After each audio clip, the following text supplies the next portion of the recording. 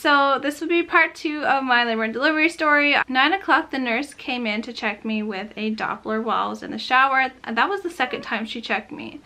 But she couldn't get very good readings, so she wanted me to get out in 20 minutes to get me hooked up to the fetal monitor, I think it's called, with the 2 bands.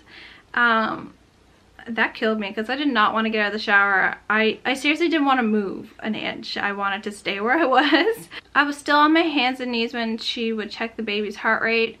She was just using a regular Doppler. She wanted me to get up on my knees, and she wanted to listen while I was having a contraction, which I was not looking forward to that.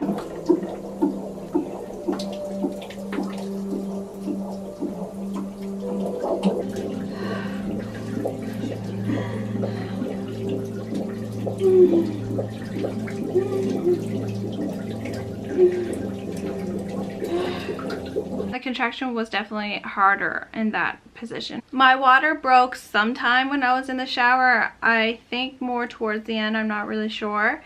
But it took me by surprise, and it was kind of like a balloon burst. It just felt really funny. My contractions got a whole lot worse when my water broke. It just felt like a lot more pressure on my cervix. It was a lot more intense. When my water broke, they discovered that the baby pooped inside of me. They tell this, I believe, by the color of it. I think it's green, or like just tinted green. That is not a good thing. Nothing really changed. They would just monitor the baby a lot more, and now that I think of it, that might have been another reason why she wanted me to get out of the shower. 9:30, I got out of the shower and I stood by the bed while she hooked me up to the monitor, and I remember I was shaking so bad while she was doing that. My legs were just shaking ridiculously, and I would get the chills. Around that time, I also ran out of gas. So she brought me another tank, and that tank didn't work, or it was out of gas, or so, I don't know, it was empty or something. So she had to go get me another tank. So that was like 2 or 3 contractions with no gas, and that was mentally hard because, like I said, I don't think the gas really helped with the pain. It just, it's just mental. So that was hard. My legs were shaking so bad that I decided to lie down on the bed, but I was only there a couple of minutes, and I decided to get back up on my hands and knees because I was having a lot of back labor. I was on my hands and knees till about 10, and at some point the nurse went and put hot water bags on my lower back, which helped with the pain. I think my mom told me that they just used, they just heated up IV bags in the microwave. That's when Byron was pushing on my hips, so I can't really show you because I don't have one arm, but basically you put your hands on either side of your hips and you just squeeze them, and it kind of opens up your hips, and it really helped with my back pain. At 10 p.m. the nurse came in to check me for the second time, and I think this is when we discovered that the baby was OP, or sunny side up, so facing up, whereas they're supposed to be facing down, and that's why I was having so much back labor. However, my doula told me that I was probably 10 centimeters way before that, even when I was in the shower. She could tell just by the way that I was acting, I guess. But that was probably good that I was 10 centimeters way before they checked me, because that gave the baby time to move further down in the birth canal. The doctor that was going to deliver the baby then came in and asked me if I wanted to push, and at that time I don't think I really felt like I needed to push, so I don't think I said anything. And then he said, can you wait an hour because I have to go deliver a baby by a C-section or cesarean? And I was like, sure. I mean, I don't know. If I need to push, I'm gonna push, but anywho, so he left to go deliver that baby. I stayed on my side from there on out, and I know I gave the gas up while I was on my hands and knees. I don't think they were really worried about me pushing and the doctor not being there, because a lot of the time the nurses deliver babies here where I live, so I wasn't too concerned about it, and I knew that if I needed to push that I could push. So I guess for about half an hour I just lit on my side from what I can gather. And I wasn't taking any gas or anything. Apparently I was just lit there. Around 10:40 the nurse told me that I could start pushing. But again, I didn't feel the urge to push, whereas a couple times when I was in the shower on my hands and knees, and even on the bed when I was on my hands and knees, there was a couple contractions that I had that my body just started pushing and there was nothing that I could really do, and I remember grunting really loud when that happened. But I found it very, very, very intense to bring my knees to my chest to push for some reason. I don't know why. It was just very intense. And I would dread every contraction because of how intense it was. Having contractions, the nurse would massage me. Basically, she would stick her fingers in and just massage me, I guess, to loosen me up. I don't really know. But at some point, I remember her asking Barn to squeeze some of this gel out of this tube that was on the little table there, and she put that on me to lubricate me, I guess. And I also remember her putting this warm water on me, on my legs, and on me everywhere, I guess. And I think it was iodine water or iodine water, whatever it's called, iodine. And that also felt really nice. My doctor came back from his C-section around 11 or 10 after 11. I pushed for a total of 45 minutes, so I started pushing at 10:40 and he was born at 11:25. I remember them telling me that he might not come out crying, and if that happened, they would need to bring him to respiratory to suck out his lungs where he pooped inside of me. Luckily that didn't happen, but I know that they were just telling me that to make me aware of it, to warn me, but I remember that scaring me a little bit. But I guess it's better for them to tell you that and for you to be expecting it than to just take the baby when he comes out and rush them to respiratory. That would freak me out even more. I remember the head being the worst. I definitely felt the burning ring of fire. I feel like I might have even held back while pushing because it was just so intense. They asked me if I wanted to reach down and touch his head while he was still inside me. And at first, I think because I was so in a daze that it took me a couple seconds to realize what they were asking.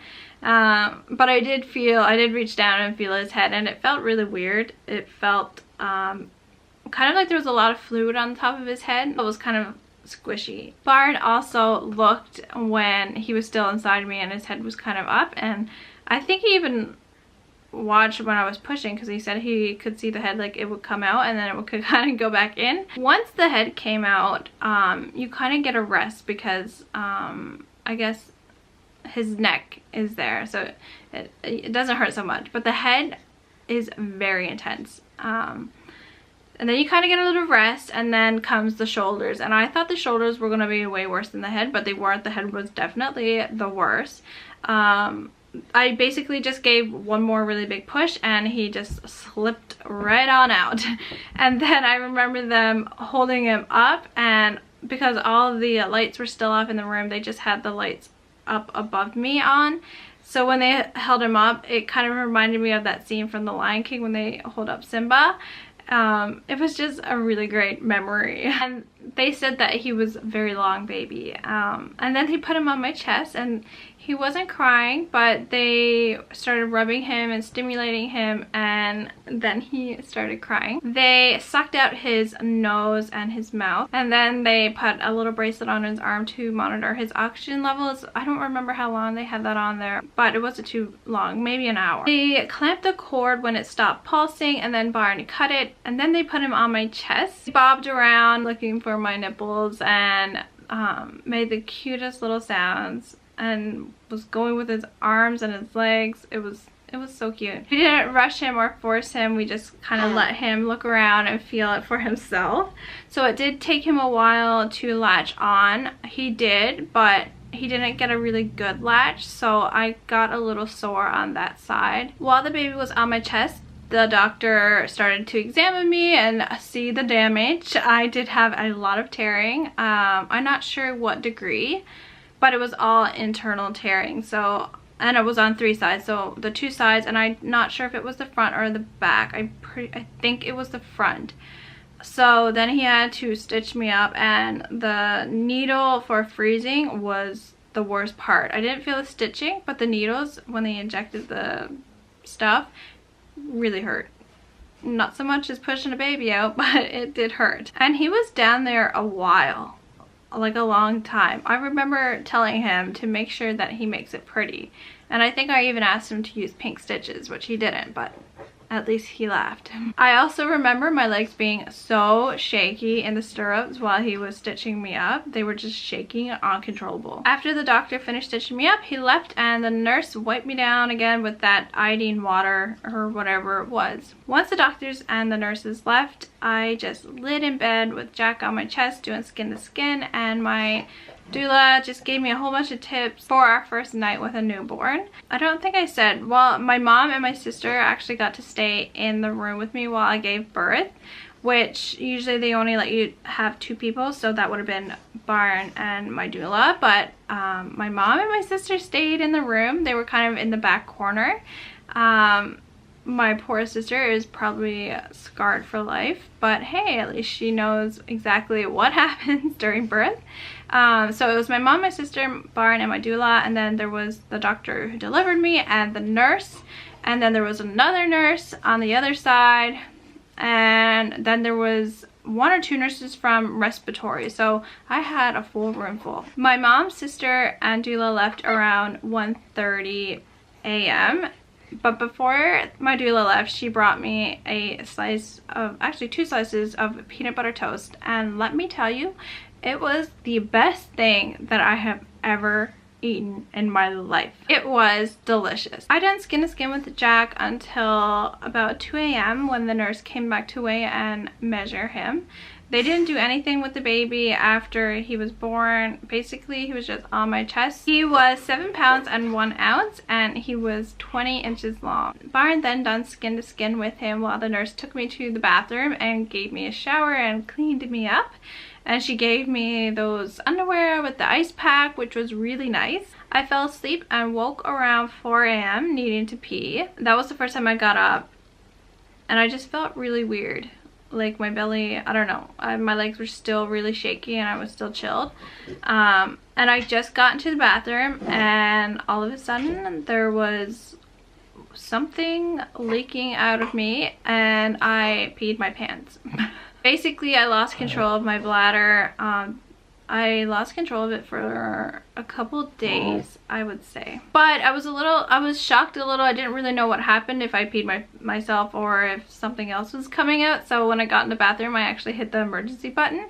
But then it came out on the speakers that emergency or something, so I like canceled it. But luckily we were right by the nurse's desk, so I heard the nurse coming, and she came in, and I was like, I think I just peed myself, but I'm not really sure.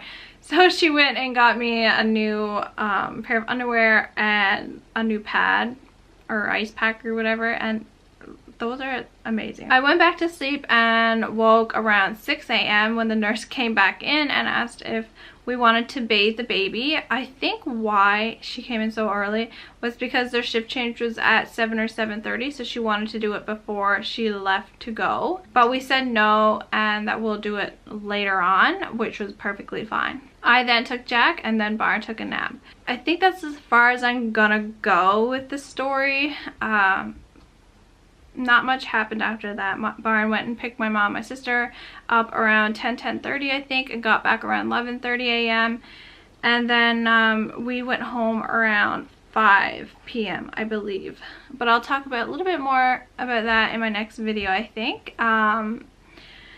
So that is my labor and delivery story. I had the birth that I wanted. I really wanted a natural birth, and I did it. I took the gas for probably about 2 hours. The thing about the gas is that it's only in your system when you're breathing it in. So when you're on a contraction, as soon as you stop breathing it in, it's out of your system. So the thing you have to remember is that when it comes to pushing, you can't take the gas when you're pushing. So when you're pushing, you're on your own. There's no pain management whatsoever. I couldn't have asked for a better first birth.